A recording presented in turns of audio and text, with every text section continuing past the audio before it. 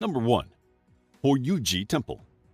The Hoyuji Temple is famous for having the oldest wooden building in the world. Still, its age does not mean that it has fallen into disrepair. Instead, it is one of Japan's most beautiful temple complexes. There are multiple on-site buildings, some of which are used today to house the library, lecture halls, and monastery, among others. There are 48 buildings in all.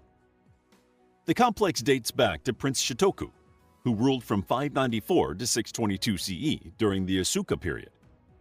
Prince Shotoku built many temples because Buddhism had just arrived from Korea.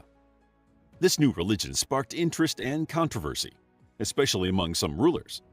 The only temple that survived from the Asuka period in its original state is the Hoyuji Temple.